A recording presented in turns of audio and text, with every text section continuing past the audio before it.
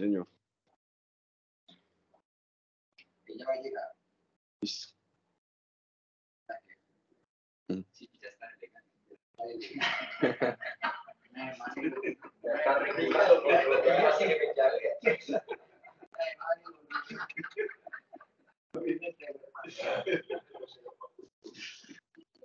Bueno, vamos arrancando, que ya son las 7. Bueno, entonces muy buenos días para todos. Para los que no me conocen, mi nombre es Felipe García, residente de tercer año de ortopedia bolivariana, y el día de hoy vamos a hablar sobre fracturas supracondilias en flexión. Como sabemos, pues, bueno, los objetivos de esta charla es hablar un poco sobre la epidemiología de este tipo de fracturas, cómo se deben tratar según la clasificación de Garland que fue modificada por Wilkins, qué métodos de reducción existen y pues cuáles son los resultados con los diferentes tipos o opciones de fijación que tenemos. Entonces, como sabemos, existen pues fracturas supracondilias en extensión y en flexión.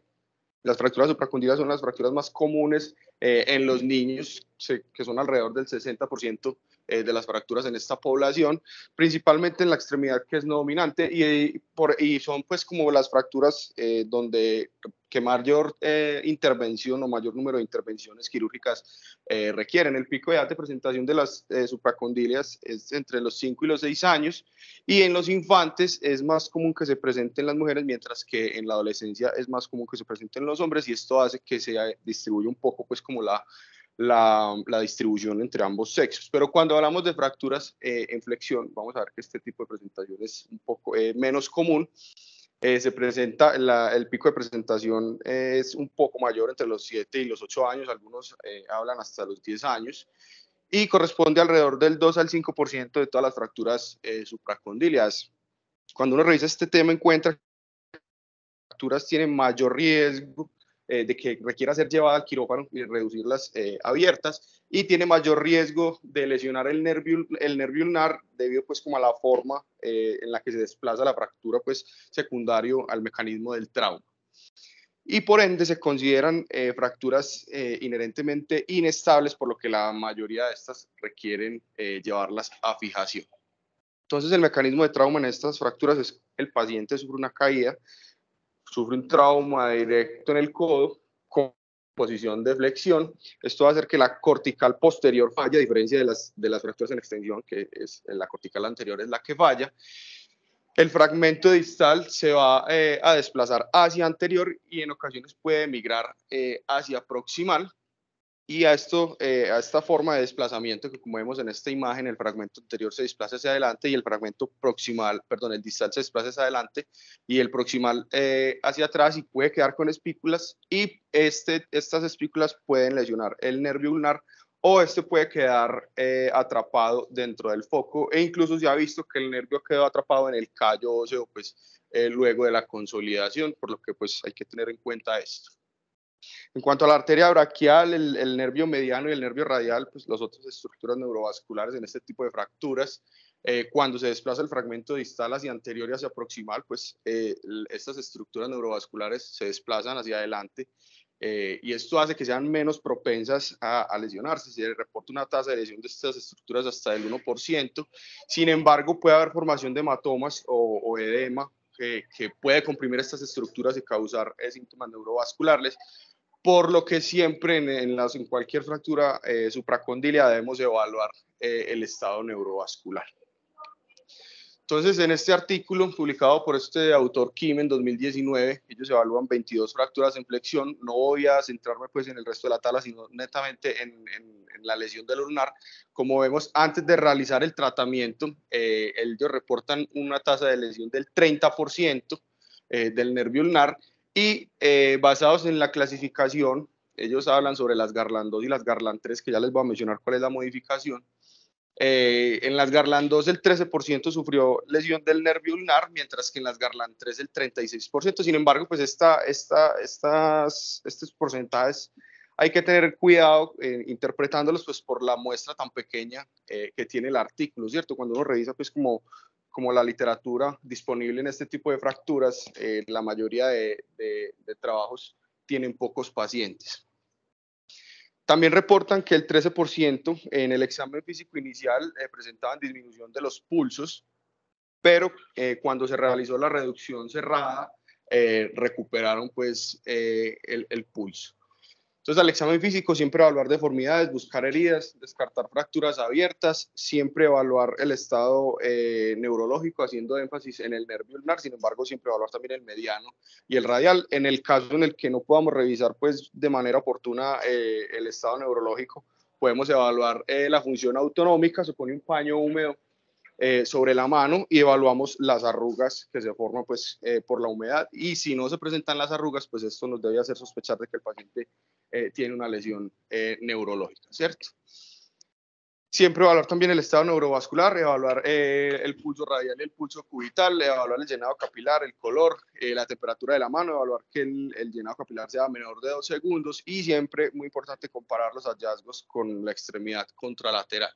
Y tener en cuenta que incluso el paciente así tenga una lesión de la arteria braquial, pues el flujo colateral del codo puede mantenerlo perfundido, por lo que es importante, mientras llevamos el paciente a intervención, estar vigilando pues todo el estado neurovascular de la extremidad. Radiografías, entonces siempre pedir API lateral. ¿Qué buscar en la radiografía? Debemos buscar entonces el signo de la almohadilla grasa. Para los internos pues es que se levanta el colchón graso posterior por el hematoma que se forma por la fractura. Es importante este signo porque nos puede hacer sospechar fracturas que no se ven en la radiografía, ¿cierto? Debemos evaluar el ángulo de Bowman, que es un ángulo que se forma con una línea que se traza en el eje del húmero y otra perpendicular en la epífisis del húmero, y luego se traza una línea sobre la línea sobre la línea fisial, y esto nos va a formar un ángulo, ¿cierto? Este ángulo debe ser entre 9 y 26 grados, y es muy importante compararlo con la extremidad contralateral, pues por el rango tan amplio que tiene edad. Y cuando se encuentra alterado este ángulo, pues esto nos habla de que el paciente está pues o tiene un colapso en varo de la columna medial, ¿cierto? Lateral, perdón. En la lateral verdadera, importante evaluar la línea humeral anterior, que es la línea que se traza por la cortical anterior del húmero. Esta debe cruzar el capitellum por el centro. Debemos evaluar la imagen en reloj de arena, que es esta imagen que se ve aquí. Vamos a ver si me señala esto. Bueno, esta imagen que se ve acá, que generalmente está un poco inclinada hacia anterior, y debemos evaluar la línea radiocapitelar, que es una línea que se traza en el eje del radio, y esta también debe cruzar el capitellum, ¿cierto? Evaluar también el ángulo de carga, este lo podemos evaluar radiológicamente o clínicamente. Es una línea que se traza sobre el eje del húmero y sobre el eje del antebrazo, y en la intersección de estas dos líneas nos va a formar un ángulo. Este ángulo nos va a hablar sobre la alineación en el plano coronal de la extremidad, y nos va a determinar si está desviada en varo o algo. El rango de normalidad es entre 5 grados y 15 grados en el 95% de la población. Sin embargo, pues el promedio que uno encuentra en la literatura es aproximadamente de 10 grados. Entonces, la clasificación de Garland, que se utiliza para estas fracturas, que fue modificada por el doctor Wilkins, él la clasifica en tres tipos, perdón. Entonces, la tipo 1, que es una fractura no desplazada, y hay contacto en ambas corticales, en la anterior y en la posterior. La tipo 2, que es una fractura que ya está angulada en flexión y tiene contacto en la cortical anterior, pero no tiene contacto en la cortical posterior. Y las tipo 3 son fracturas que también están anguladas en flexión, pero ya no hay contacto ni en la anterior ni en la posterior, y puede tener un componente rotacional del fragmento distal. Entonces, para el tratamiento tenemos la opción de manejo no quirúrgico y de manejo quirúrgico. En cuanto al manejo no quirúrgico en este tipo de fracturas es raro, ¿cierto? Está pues propuesto específicamente o especialmente para las fracturas tipo 1, que son fracturas estables que no están desplazadas, y se debe hacer con un yeso braquipalmar, no con férula, sino con un yeso por 3 semanas. Y cuando tiene algo de angulación anterior, pues o angulación en flexión, similar a las tipo 2, pues estas ya se debe realizar la reducción con el codo en extensión y finalmente inmovilizarla. Sin embargo, ya cuando tiene angulación en flexión se considera que es una tipo 2, y en la mayoría de los casos pues la reducción no se logra, por lo que se deben llevar a intervención quirúrgica. Muy importante siempre verificar la reducción, evaluando lo que les mencioné previamente, el ángulo de Bowman, la línea humeral anterior y la integridad de la cortical medial y lateral con respecto a la fosa olecraneana.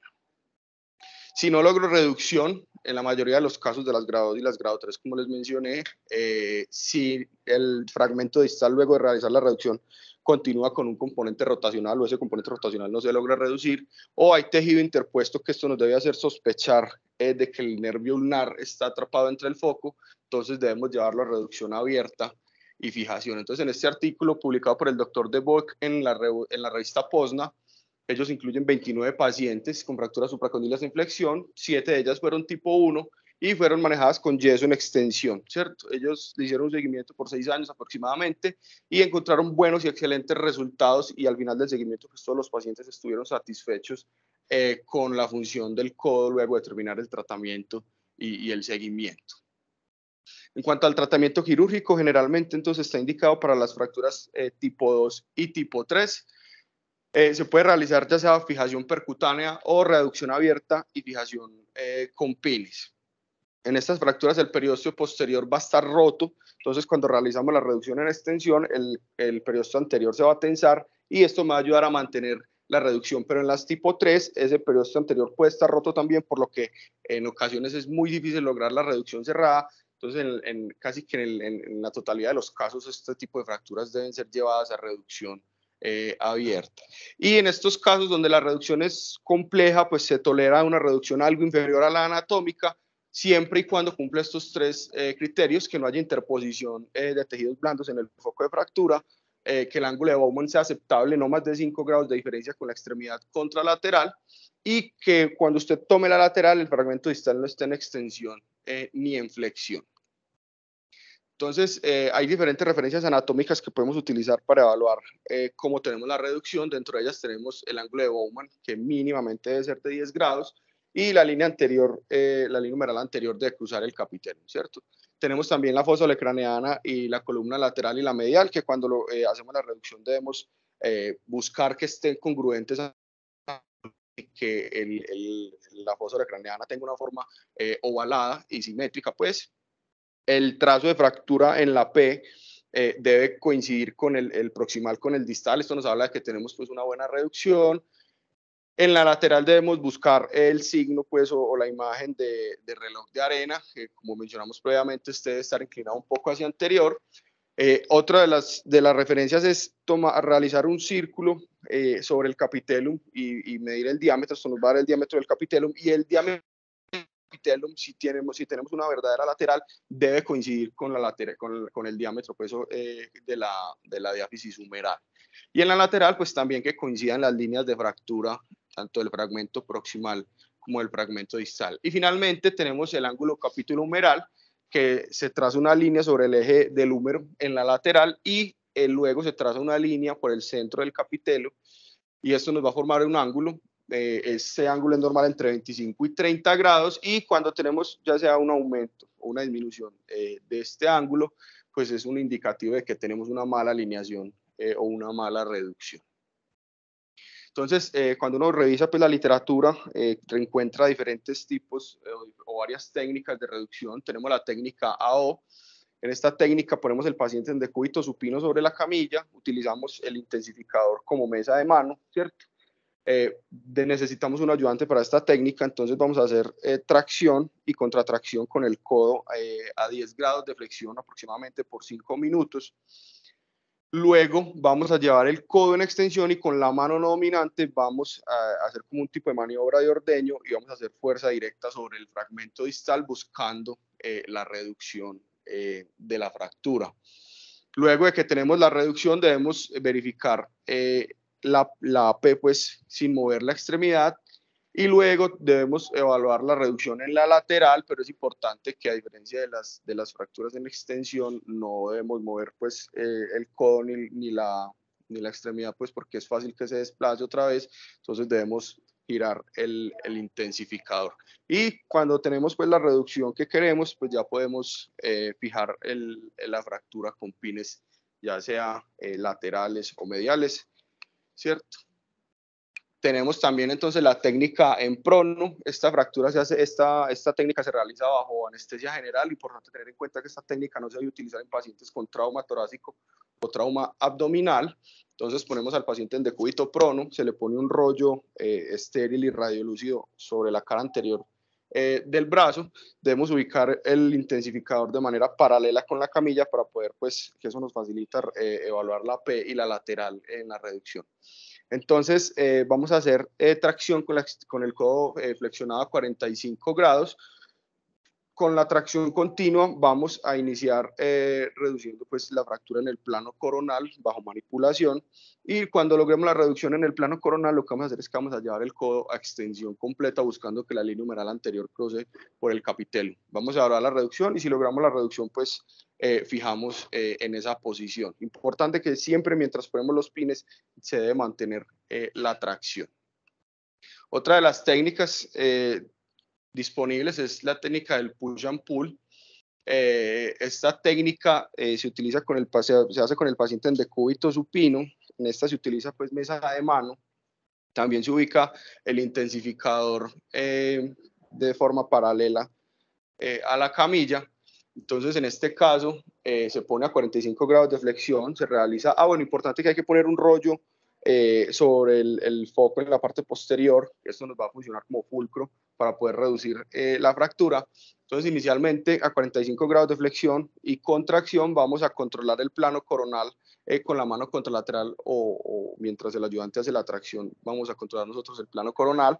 Cuando logramos la reducción en el plano coronal, vamos a llevar el codo a flexión de 90 grados y en ese momento vamos a hacer una fuerza axial hacia posterior, tratando de llevar el fragmento distal en extensión y para lograr pues la reducción buscando que la línea humeral anterior cruce por el capitelo. Y lo mismo, vamos a evaluar la reducción moviendo el intensificador y no la extremidad. Y esta técnica fue propuesta por este doctor Mohamed Badawey este año, fue publicado en mayo si no estoy mal. La técnica que propone es poner un chance proximal en el fragmento proximal, por encima de la fosa olecraneana, de lateral a medial. El pin debe cruzar la piel contralateral para evitar lesiones del radial. Vamos a poner un pin en la columna medial y otro pin en la columna lateral. Esto nos va a funcionar como joystick para controlar el componente rotacional y la flexión y la extensión. Entonces la reducción la vamos a hacer igual a la técnica anterior, ¿cierto? Entonces hacemos tracción a 45 grados, controlamos el plano coronal, luego hacemos una fuerza axial para controlar el plano sagital y cuando ya tengamos la reducción que queremos, vamos a avanzar el pin lateral y luego de que tengamos el pin lateral en la cortical contraria, vamos a avanzar el pin medial. En este punto vamos a evaluar estabilidad y ya pues usted puede elegir si le pone o no más pines, ya sea laterales, ¿cierto? Dependiendo de la estabilidad que logre en la reducción.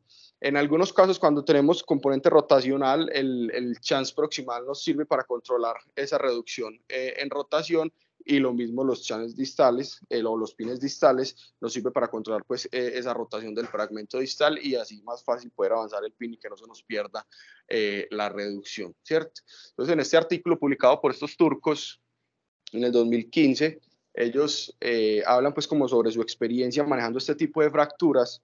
Ellos recomiendan que este tipo de fracturas se fije con pines cruzados. Esto mejora la estabilidad, teniendo en cuenta que poniendo el pin medial podemos lesionar el ulnar, por lo que es importante tener presente la referencia anatómica pues, del nervio y ubicando el pin más anterior. Sin embargo, la configuración y la colocación de los pines es a preferencia del cirujano. Puede utilizar pines laterales, 2, 3, hasta 5 reportan.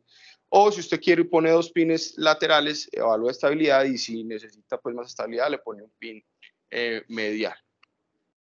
En cuanto a la reducción abierta, la tasa de reducción abierta en estas fracturas sin lesión del ulnar es hasta el 30%. Cuando se asocia a lesión del ulnar, esa tasa se aumenta hasta el 60%. Usted puede intentar reducir cerradas las tipo 3, ¿cierto? Pero pues en la mayoría de los casos, casi que en el 100% de los casos, va a haber que llevarla a reducción abierta. Entonces ellos recomiendan realizar 3 intentos de reducción cerrada en las tipo 2, específicamente en las tipo 2. Si esta falla, usted lo lleva a reducción abierta, esto para evitar que hayan lesiones diatrogénicas del ulnar o lesiones vasculares por la manipulación, ¿cierto? Entonces, como les mencionaba, las tipo 3 idealmente abiertas idealmente llevarlas abiertas pues, para poder explorar el nervio. Si no tiene lesión del lunar, se puede intentar reducción cerrada, pero pues es complejo lograr esa reducción. Y las tipo 2, lo mismo, 3 intentos de reducción cerrada. Si no logra la reducción, llévela a reducción abierta. Importante tener en cuenta también los factores de riesgo, los predictores de reducción abierta. Este artículo publicado el año pasado por el doctor Jun-Sun, ellos encuentran que la edad, niños mayores de 10 años con un OR de 1.5 se considera un factor de riesgo más no independiente. Lo mismo la dirección del desplazamiento cuando el fragmento se desplaza es aproximal con un OR de 4.7, pero la rotación con un OR de 3.3 y la lesión del nervio ulnar con un OR de 6.4 sí se consideran factores de riesgo independientes para llevar pues la fractura a reducción abierta. En ese mismo artículo ellos publican pues su serie de casos. Ellos incluyen 47 pacientes, 26 eran hombres y 21 eran mujeres. La edad fue de 8.6 años aproximadamente. 4 de los pacientes fueron fracturas tipo 1, ellos las manejaron de forma no quirúrgica, el 87% lo manejaron con reducción cerrada y fijación percutánea, y el 14% lo realizaron con reducción abierta y fijación. Y encontraron buenos y excelentes resultados en el 93% de los pacientes. Entonces, como vemos acá, según la clasificación, las tipo 1 fueron todas manejadas de manera no quirúrgica, las tipo 2 fueron manejadas con reducción cerrada y fijación percutánea, pero las tipo 3 lograron fijar 11, percutáneo 4, requirieron tracción por encima de la cabeza y luego fijación percutánea, y 6 las llevaron a reducción abierta. Solo un paciente que lo tuvieron que dejar con tracción por encima de la cabeza porque en el momento de realizar la intervención pues presentó neumonía y no se pudo llevar a intervención. Entonces aquí vemos como la reducción que lograron con cada técnica. Entonces el manejo conservador lograron que la línea numeral anterior pasara por el centro del capitellum en los 4 pacientes. El ángulo de Baumann fue menor de 5 grados en los 4 pacientes. El ángulo capitelar lateral fue de 36 grados, perdón, de 38. Y el ángulo de carga fue de 11 grados aproximadamente. Los pacientes que fueron llevados a reducción cerrada y fijación percutánea, 6 de ellos pasó por el tercio anterior del capitellum, en 20 de ellos pasó por el centro y en 6 de ellos pasó por el tercio posterior. En 4 de los pacientes el ángulo de Baumann fue menor de 5 y en 28 fue mayor a 5. El ángulo capitelar lateral fue de 39 y el ángulo de carga fue de 11. Para los pacientes que requirieron tracción y luego fijación percutánea, 2 de ellos la línea pasó por el tercio anterior, en otros 2 pasó por el centro. Y como vemos en uno de los pacientes, el ángulo de Baumann fue en uno de ellos fue menor a 5, en 3 fue mayor a 5, el ángulo capitelar lateral fue de 41 y el ángulo de carga fue de 10. Y en los pacientes que fueron llevados a reducción abierta, en 2 de ellos la línea pasó por el tercio anterior, en 3 de ellos pasó por el tercio medio y en uno de ellos pasó por el tercio posterior.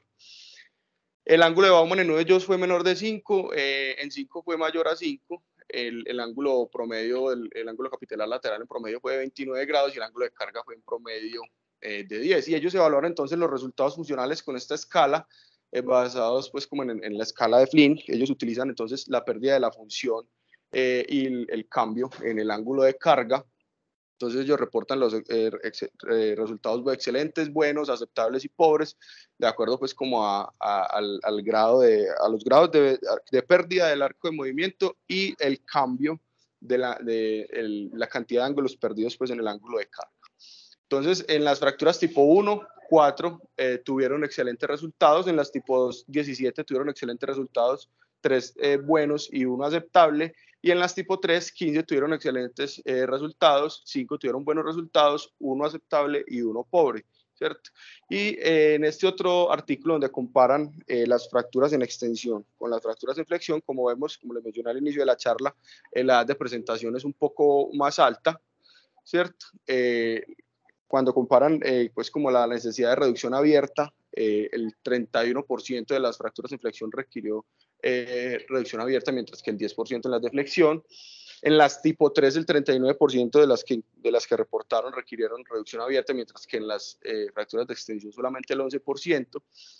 El 19% tenía síntomas neurológicos del nervio ulnar en las tipo de flexión y solamente el 3% en las de extensión. Y en las de flexión el 7% requirieron descompresión del ulnar, mientras que en las de extensión solamente el 0.5%. Entonces, para concluir, las fracturas supracondilias en flexión son fracturas que son poco frecuentes, que se presentan generalmente por un trauma directo en el codo, con el codo en flexión, que tienen una mayor incidencia de lesión del ulnar y que requieran pues reducción abierta.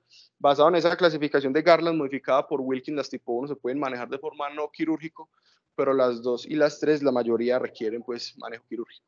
El método ideal para las tipo 2 es reducción cerrada y fijación percutánea. Sin embargo, si no logro la reducción luego de 3 intentos, debo llevar las tipo 2 a reducción abierta. Y las tipo 3, pues idealmente realizarlas con reducción abierta y posteriormente fijarlas con pines, idealmente con configuración cruzada y con buenos resultados funcionales luego del tratamiento en todos los pacientes reportados. Muchas gracias.